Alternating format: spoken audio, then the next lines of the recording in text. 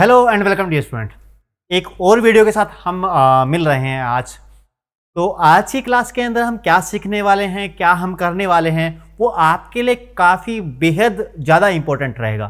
ठीक है, तो आज की क्लास आपको स्टार्टिंग से लेकर लास्ट तक देखनी है। ठीक है, कि क्या कॉन्सेप्ट आज की क्लास के अंदर हम करने वाले हैं। एक्चुअल में होता क्या है कि एग्जाम के अंदर बहुत बार आपके साथ ऐसा होता है कि टेम्परेचर के कन्वर्जन के बारे में पूछता है। ठीक है, और कई बार आपको बहुत सारे फॉर्मूले जो हैं वो अलग अलग टीचर्स जो हैं वो करवाते हैं आपको। ठीक है, बहुत सारे फॉर्मूले जो हैं वो टेम्परेचर कन्वर्जन के लिए करवाते हैं। ठीक है, इसके अलावा आपने ये देखा है कि फारेनहाइट स्केल को अगर आपको डिग्री सेल्सियस स्केल में कन्वर्ट करना है तो कैसे आप करते हैं, या फिर डिग्री सेल्सियस को आपको केल्विन में करना है, या फिर फारेनहाइट को आपको केल्विन में करना है, या केल्विन को फारेनहाइट में करना है, तो किस तरह से आप करते हैं। अच्छा, इसके अलावा भी आप क्या कर सकते हैं, आप अपना खुद का एक स्केल बना सकते हैं। ठीक है, टेम्परेचर को मेजर करने का आप खुद का अपना स्केल बना सकते हैं, और उसको आप कैसे इन टेम्परेचर्स के अंदर, जैसे फारेनहाइट के अंदर, जैसे डिग्री सेल्सियस के अंदर, जैसे केल्विन के अंदर कन्वर्ट कर सकते हैं, वो आज की क्लास के अंदर हम देखने वाले हैं। इसके अलावा यहाँ से बहुत सारे कॉन्सेप्ट, बहुत सारे क्वेश्चन जो है पूछे जाते हैं। क्या पूछा जाता है, कई बार पूछा जाता है कि फारेनहाइट और केल्विन कब बराबर होते हैं, या फिर डिग्री सेल्सियस और फारेनहाइट कब बराबर होते हैं। ठीक है, तो ये इतने सारे कॉन्सेप्ट जो है वो आपसे पूछे जाते हैं। इन्हीं के ऊपर हम आज की क्लास के अंदर चर्चा करने वाले हैं। तो क्लास आपको स्टार्टिंग से लेकर लास्ट तक देखनी है, बिल्कुल मजा आ जाएगा। ठीक है, मजा आने वाला कॉन्सेप्ट जो है वो आज आपको मैं करवा रहा हूँ। क्या करवा रहा हूँ, टेम्परेचर कन्वर्जन में आपको सिखाने जा रहा हूँ कि टेम्परेचर को आप किस तरह से किस में कैसे कन्वर्ट करेंगे। ये फारेनहाइट से डिग्री सेल्सियस में कैसे कन्वर्ट करेंगे, या डिग्री सेल्सियस से केल्विन में कैसे कन्वर्ट करेंगे, केल्विन को डिग्री सेल्सियस में कैसे करेंगे, या डिग्री सेल्सियस को आप फारेनहाइट के अंदर कैसे करेंगे। तो सब तरह के कन्वर्जन जो है वो हम देखने वाले हैं। लेकिन वो देखने से पहले आपको एक चीज का पता होना चाहिए। आपको पता ये होना चाहिए कि अलग अलग जो स्केल है उनके अंदर पानी का जो बॉइलिंग पॉइंट और फ्रीजिंग पॉइंट जो है वो क्या क्या है। ठीक है, तो वो एक बार आप देख लीजिए। ये है हमारा पहला केल्विन स्केल। ये क्या है, केल्विन स्केल। ठीक है, इसको एब्सोल्यूट स्केल भी आप बोलते हैं। केल्विन स्केल के अंदर पानी का जो क्या होता है, पानी का जो फ्रीजिंग पॉइंट होता है वो कितना होता है, 273 केल्विन होता है, जबकि वाटर का जो बॉइलिंग पॉइंट होता है वो कितना होता है, 373। ठीक है, वैसे 373.15 होता है, लेकिन 0.15 को एक बार के लिए छोड़ दिया गया है। ठीक है, वैसे कितना होता है, 373.15 होता है। ठीक है, केल्विन, और यहां पर होता है 273.15 केल्विन, लेकिन 0.15 को एक बार के लिए आप छोड़ दीजिए क्योंकि कैलकुलेशन में ये दिक्कत करेगा। ठीक है, यहां पर ये है डिग्री सेल्सियस स्केल। यहां पर देखो वाटर का जो फ्रीजेज है, वाटर का फ्रीजिंग पॉइंट जो है वो कितना है, 0 डिग्री सेल्सियस, और वाटर का बॉइलिंग पॉइंट कितना है, 100 डिग्री सेल्सियस है। ठीक है, ऐसे ही फारेनहाइट स्केल के अंदर 32 डिग्री फारेनहाइट, और ये क्या है, 212 डिग्री फारेनहाइट। ठीक है, और एक है एब्सोल्यूट जीरो। एब्सोल्यूट जीरो इस स्केल के अंदर कितना होता है, 0 केल्विन। एब्सोल्यूट जीरो इस स्केल के अंदर कितना होता है, -273 डिग्री सेल्सियस, और इसके अंदर होता है -459 डिग्री सेल्सियस, यानी कि -459 डिग्री फारेनहाइट, -459 डिग्री फारेनहाइट। इसका मतलब क्या है एब्सोल्यूट जीरो का, इसका मतलब है ये वो लोएस्ट पॉसिबल टेम्परेचर है जो कि पॉसिबल है, बाकी इससे कम टेम्परेचर जो है वो पॉसिबल नहीं है। इसलिए इसको क्या बोलते हैं, एब्सोल्यूट जीरो टेम्परेचर बोलते हैं। एब्सोल्यूट जीरो टेम्परेचर की वैल्यू सेल्सियस के अंदर कितनी है, तो -273 डिग्री सेल्सियस है। फारेनहाइट के अंदर कितनी है, तो वो है -459 डिग्री फारेनहाइट। ठीक है, तो ये क्या रखेंगे, आप अच्छे से याद कर लेंगे इसको। ठीक है, और अगर आपको टेम्परेचर कन्वर्ट करना है, टेम्परेचर क्या करना है, कन्वर्ट करना है, तो किस तरह से आप अलग अलग स्केल के टेम्परेचर को अलग अलग कन्वर्ट कर सकते हैं, उसके लिए क्या करना पड़ेगा, उसके लिए आपको एक फॉर्मूला याद रखना है। उसके लिए क्या रखना है, आपको एक फॉर्मूला याद रखना है। क्या फॉर्मूला याद रखना है वो आप ध्यान से देखेंगे, यहां पर अच्छे से आप नोट करेंगे। देखो, आपको फॉर्मूला याद रखना है कि एक आपकी रीडिंग होगी, एक आपकी क्या होगी, रीडिंग होगी। किसी भी स्केल के अंदर आप क्या करेंगे, किसी भी स्केल के अंदर एक आप क्या लेंगे, रीडिंग लेंगे। क्या लेंगे, एक रीडिंग आप लेंगे। किसी भी स्केल के अंदर आप क्या लेंगे, एक रीडिंग लेंगे। ठीक है, अब क्या करेंगे, देखो रीडिंग जो भी आपकी किसी भी स्केल की है, ठीक है, माइनस में क्या कर देंगे आप, माइनस में कर देंगे आप फ्रीजिंग पॉइंट। माइनस में क्या कर देंगे आप, फ्रीजिंग पॉइंट जो कि पानी का है। ठीक है, डिवाइड किससे करेंगे, डिवाइड करेंगे बॉइलिंग पॉइंट माइनस में क्या कर देंगे, फ्रीजिंग पॉइंट कर देंगे, माइनस में क्या कर देंगे, फ्रीजिंग पॉइंट कर देंगे।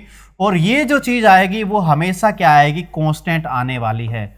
ये जो चीज आएगी वो हमेशा क्या आएगी, कांस्टेंट आएगी। ये हमेशा क्या आएगी, कांस्टेंट आने वाली है। ठीक है, तो इस फॉर्मूले का किस तरह से हमें यूज करना है, ठीक है, ये एक फॉर्मूला आपको याद रखना है। एक फॉर्मूला क्या रखना है, आपको याद रखना है। और साथ में आपको पानी का फ्रीजिंग पॉइंट और पानी का बॉइलिंग पॉइंट जो है वो भी याद कर लेना है। ठीक है, अलग अलग स्केल के अंदर कितना कितना है, तो बाकी आपको कुछ भी याद करने की जरूरत नहीं है।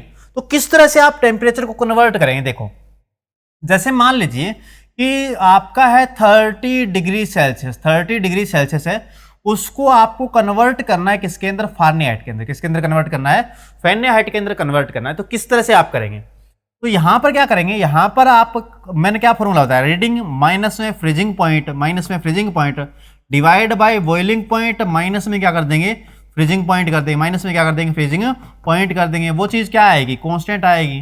तो अलग अलग स्केल के लिए हम क्या लिख लेंगे, ये चीज लिख लेंगे।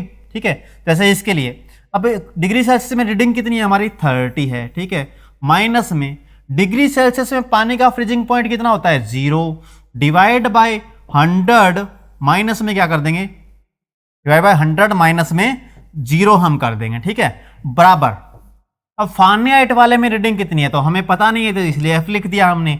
माइनस में फ्रीजिंग पॉइंट कितना होता है पानी का, 32 फारेनहाइट होता है, हमने अभी देखा। ठीक है, डिवाइड बाय ये क्या हो जाएगा, 212 फारेनहाइट, 212 फारेनहाइट, माइनस में कितना हो जाएगा, 32 फारेनहाइट। तो इस तरह से आप क्या कर देंगे, कन्वर्ट कर लेंगे। अब ये आप देखोगे तो कितना आएगा, ये जो आएगा वो 30 डिवाइड बाय 100, 30 डिवाइड बाय 100 बराबर आ जाएगा आपका f माइनस में 32, f माइनस में 32 बटे में 180, बटे में क्या आ जाएगा, 180। जीरो से आपका ये जीरो कट गया, इस जीरो से आपका ये जीरो कट गया, यानी कि f माइनस में 32, f माइनस में 32 बराबर है आपका, क्रॉस मल्टीप्लाई हो जाएगी तो 18 गुणा में 3, 18 गुणा में क्या हो जाएगा, 3।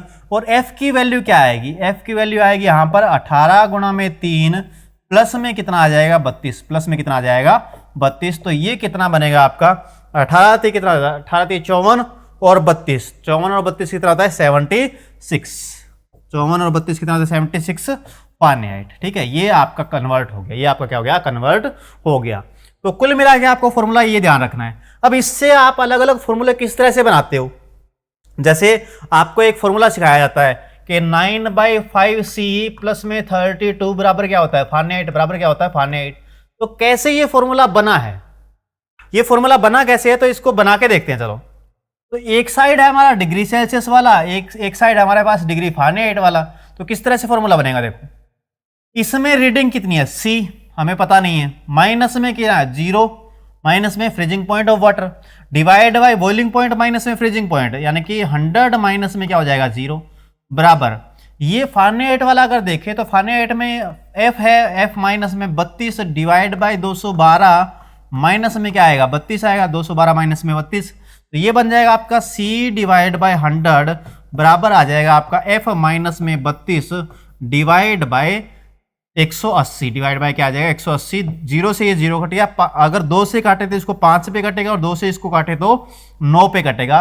तो ये 9 अगर इस साइड मल्टीप्लाई करेगा तो 9 बटे में 5C बराबर कितना है, f माइनस में 32, f माइनस में कितना हो जाएगा, 32।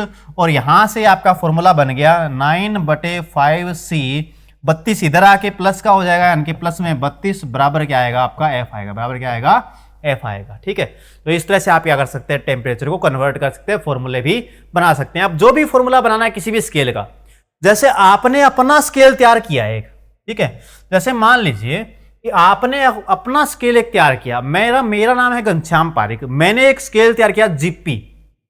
जैसे मैंने एक स्केल तैयार किया कि जिप्पी मेरा एक स्केल है, इसके अंदर मैंने पानी का बॉइलिंग पॉइंट देखा, पानी का कितना क्या देखा, बॉइलिंग पॉइंट देखा, मुझे मिला 90, मुझे कितना मिला, 90।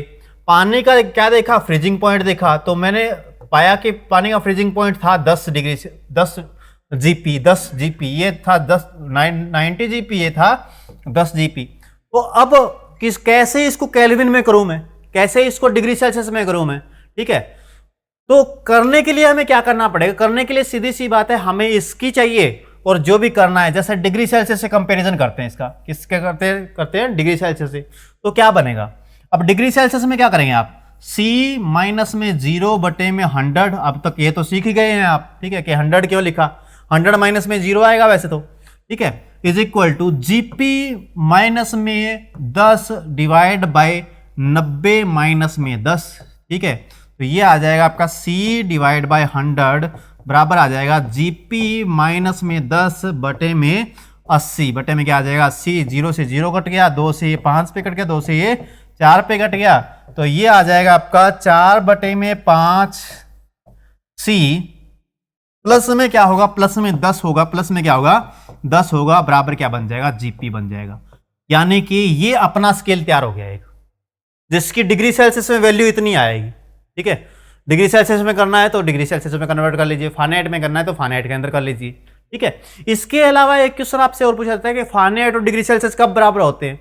अब बच्चे को पता है -40 पे, लेकिन उसको कॉन्सेप्ट ये नहीं पता कैसे। देखो डिग्री सेल्सियस और फारेनहाइट कब आपके बराबर होते हैं, डिग्री सेल्सियस और डिग्री फारेनहाइट कब आपके बराबर होते हैं, कब बराबर होंगे भाई, ठीक है। तो बराबर के लिए मान लेते हैं कि दोनों के अंदर रीडिंग x है, दोनों के अंदर रीडिंग क्या है x है, तो x माइनस में 0 बटे में 100 माइनस में 0 बराबर क्या आएगा, x माइनस में 32 डिवाइड बाई 212 माइनस में 32, ठीक है, तो ये x पे क्या होंगे बराबर होंगे। अब करने के लिए x बटे में 100 बराबर क्या आ जाएगा हमारा, x माइनस में 32 बटे में 180, बटे में क्या आ जाएगा 180, 0 से आपका 0 कट गया, 2 से ये 5 पे कटेगा, 2 से ये 9 पे कटेगा, 2 से कितने पे कटेगा 9 पे कटेगा। अब यहां से देखें तो ये आ जाएगा आपका 9x माइनस में 5 इधर मल्टीप्लाई करेगा तो 5 बराबर आ जाएगा 5x माइनस में इसको 5 से अगर करेंगे, इसको किससे करेंगे 5 से अगर करेंगे तो 5 तो नहीं 10 का 0 आ जाएगा, ठीक है, 1 और 5 से 15 और 1 16, 160 बराबर क्या आ जाएगा 160 आ जाएगा, ठीक है।